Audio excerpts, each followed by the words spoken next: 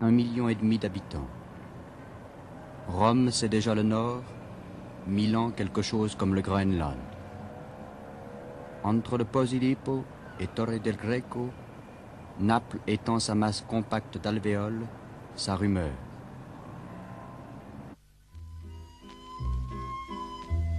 On les appelle les Scugnetti, c'est-à-dire les toupies. Ils ont de 4 à 20 ans, une fatigue dans le regard et on ne sait quoi qui fait qu'ils se reconnaissent entre eux.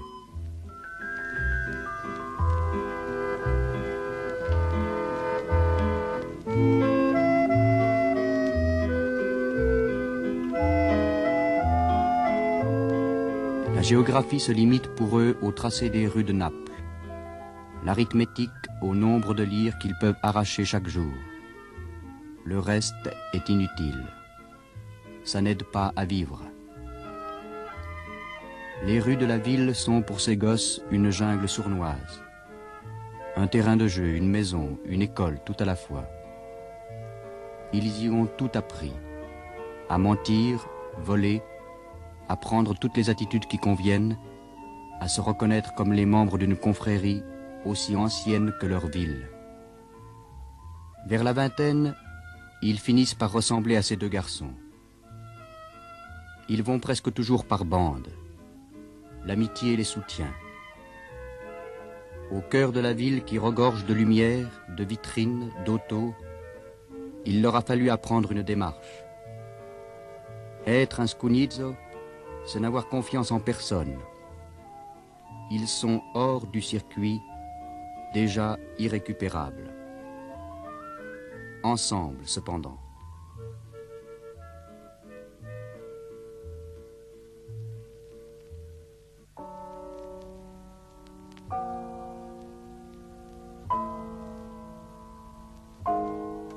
Il y pousse les fleurs sauvages des terrains vagues, les poteaux indiquent déjà les banlieues, les cheminées d'usines.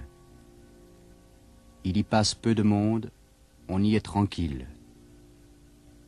La ville, c'est le lieu où le Scugnizzo peut se nourrir, ouvrir des portières d'auto, échafauder des combinazioni. Nous en avons suivi 2. Eux ne jouent plus à la Porta Capuana ou à la Piazza del Mercato. Trop grands, sans doute fatigués de vivre parce que c'est finalement très compliqué ce qui se passe dans 2 têtes comme celle de Giorgio et Raffaele. Quanti anni hai? 25. Cosa fai nella vita? Mi arrangio. Cosa vuol dire mi arrangio? Faccio quello che mi trovo. Sei un Scugnizzo, no? Sì. Dove dormi? In strada.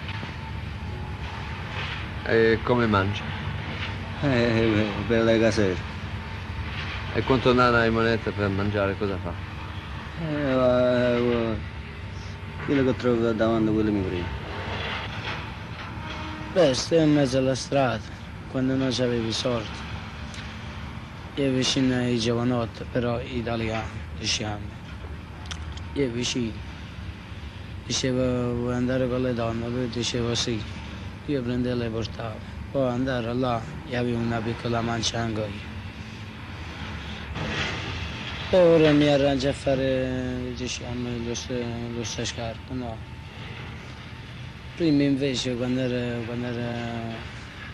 più piccolo, andavo per le strade a raccogliere i tabacchi a terra, no.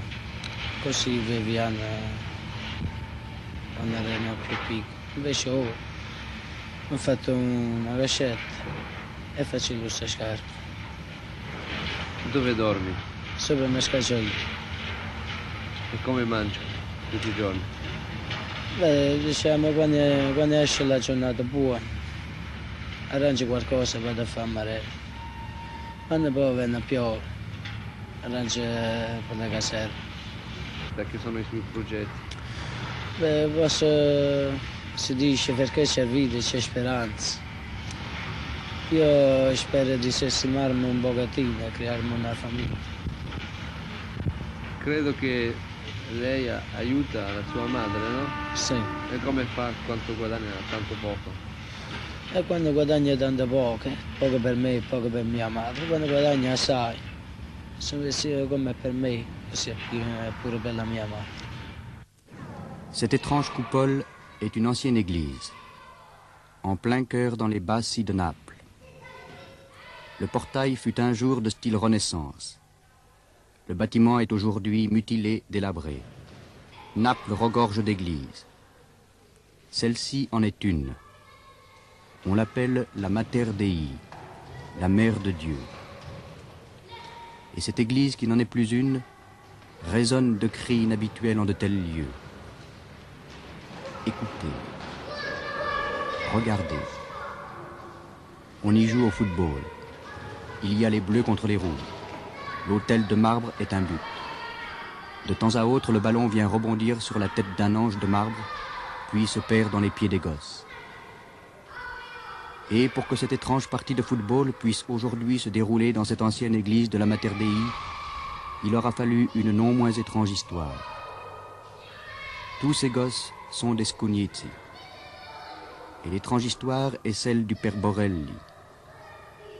Un jour, Mario Borelli décida de faire de la récupération de Scugnetti comme d'autres font la récupération de la ferraille. Ils sont maintenant une quarantaine à la Mater Dei. Come ti chiami? Pepe, Che cosa facevi prima di venire qua? Pazzia, Dove giocavi? questa baracca, Con chi? con capanna che resele, Tua madre che cosa fa? fa servizio. E tuo padre?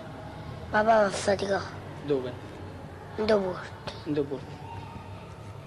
Che lavoro fa? Papà voglio il caffè. Che cosa facevi prima di venire qua? Io facevo scugnezzi. E durante la giornata che cosa facevi?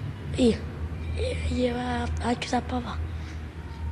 E com'è che mangiavi? Io.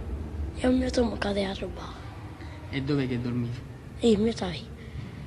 E poi il resto della giornata come lo passavi? Malamente. Che cosa facevi prima di venire qua? Stavo a casa senza far niente. Proprio a casa? No, andavo a rubare nel mercato ittico. Che cosa fa tua madre? Mia madre sta in casa, ma prima lavorava. E tuo padre che cosa fa? Il venditore ambulante. Di che cosa? Vende tutto. Prima abitava via Marinella baracca 131, abitava via Cupa Vecchio Capitino, E tuo padre che cosa fa? venditore ambulante, Di che cosa? vende radio. E tua madre? Mamma faticava in tutto un ufficio, E adesso? mamma mo sta in da casa. E tu che cosa fai qua? Tengo il caffè sta con la mamma, E che cosa fai dalla mattina alla sera? gioca. Ce qu'on appelle la casa, c'est ceci. Des couloirs gris, une cuisine, un réfectoire, des petits lits de fer. Derrière, il y a une cour. C'est peu, dérisoire, mais en même temps fantastique, car le petit homme a gagné. Il manque de tout ici, mais les gosses ont de quoi manger, dormir, jouer. Il n'y habite d'ailleurs pas. Chez lui, c'est une petite hutte dans les bidonvilles de Naples, près du port. Padre Borelli, vous habitez dans les bidonvilles de Naples. Pour quelle raison? Je pense comme un prêtre, moi j'ai pas le droit d'être partout, parce que partout c'est un peu la place du prêtre. Pratiquement, moi je suis là-bas parce que je vais donner un témoignage de la présence de l'Église dans ces pauvres gens qui pratiquement ils sont abandonnés partout. Et je vais, dans le même temps, essayer de donner à eux-mêmes un témoignage de la présence de l'Église avec eux. Et dans le même temps, je pense qu'ils peuvent un peu éveiller la conscience de leur communauté extérieure au problème. Lorsque vous avez commencé cette expérience de la Casa dello Scunizio, vous vous êtes vous-même déguisé en Scunizio. Vous avez pour vivre avec ces garçons. Pourquoi? Pourquoi? Vous connaissez le Scunizio, c'était un peu devenu dans la vie du peuple napolitain une note de folklore. Avant, nous avons vu le Sconizio un peu près du Vesuvio, du mandolin, de la guitare, de la mère de Mergellina, ensemble. Et pratiquement, nous avons oublié le drame humain qui cachait ces mots. Et je voudrais connaître intimement, dans l'intimité, la vie de ces garçons. Et parce qu'ils connaissaient bien le prêtre, et ils connaissaient bien les réactions qu'ils doivent avoir pour le prêtre. Moi, je voudrais connaître intimement la psychologie, la tragédie, les problèmes, les exaspérations de la vie de ces enfants. Il y a des questions qu'on se pose lorsqu'on va dans les bidonvilles ou dans la plupart des familles napolitaines. On voit que presque toutes les familles se composent de 10 personnes, alors que ce sont des gens de conditions très modestes. Comment est-ce que vous expliquez ceci? Est-ce que c'est propre à Naples? Je ne pense pas que le problème c'est seulement à Naples. Je dirais que partout dans le monde, quand nous trouvons des pauvres gens, nous trouvons qu'ils sont plus numéros. Mais je dirais qu'ils ne sont pas pauvres parce qu'ils sont numérés, mais ils sont numérés parce qu'ils sont pauvres. C'est un peu divers pour moi. Je pense que les personnes qui sont pauvres, pratiquement, ils veulent vivre chaque jour son jour. Ils n'ont pas un domaine dans leur vie. Ils n'ont pas intimité, ils n'ont pas argent. Pratiquement, ils ont besoin de joie comme tous les êtres humains du monde. Le jour que nous pouvons les éduquer mieux, je pense que pratiquement, ils vont acquérir l'équilibre normal.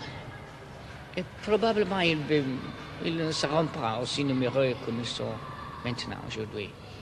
D'après vous, à quoi a servi ce que vous avez fait à la Casa dello Sconizio? Mais oui, vous connaissez cet un peu là. Vous avez besoin de commencer quelque chose. Je m'en souviens d'une expression qui est très intéressante.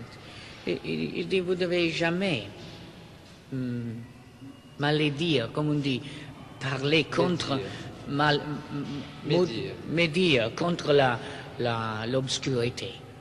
C'est mieux que vous travaillez de prendre un peu que vous donnez un peu de lumière avec une allumette. Une allumette. Il n'est pas nécessaire de me dire l'obscurité. Vous devez commencer. Moi, comme un prêtre, je pense que moi, je devais donner un exemple pratique, qu'il était possible de faire quelque chose. Mais mon action, c'est une action d'orientation. Moi, je dois illuminer, comme un peu le devoir de chaque prêtre. Vous pensez que le prêtre doit être dans la vie? Mais je pense qu'il n'est pas possible d'être au dehors de la vie. Nous sommes toujours des humains, des humains, et nous ne pouvons jamais renoncer à être des hommes. Le jour que nous pourrions devenir des anges, aussi nous pouvons renoncer à être nous-mêmes. Ici, ce sont les baraques. Là où habite Mario Borelli, là où étaient presque tous les gosses que nous avons vus jouer. Parmi les immondices et les huttes branlantes, il y a toujours des gosses. La plupart des hommes valides qui vivent ici travaillent environ 4 mois par année. Ils ne sont pas paresseux, mais les victimes d'un système qui fait qu'on y compte une des plus fortes natalités en Europe. Le 18 septembre, ils monteront tous s'agenouiller devant San Gennaro, dont le sang se liquéfie chaque année à date fixe. San Gennaro est le patron de Naples. Ils jouent avec ce qu'ils peuvent, du carton, de la tôle ondulée. Ils apprennent déjà la vie. À 8 ans, les enfants auront tous des corps et des visages d'enfants, mais des têtes d'adultes. Tous les soirs, un petit homme rentre dormir auprès d'eux. C'est Mario Borelli. On aimerait tous les voir jouer au football dans l'église désaffectée de la Mater Dei. Mais ceci, vous le verrez encore sans doute cet été, en prenant le bateau qui mène à Capri.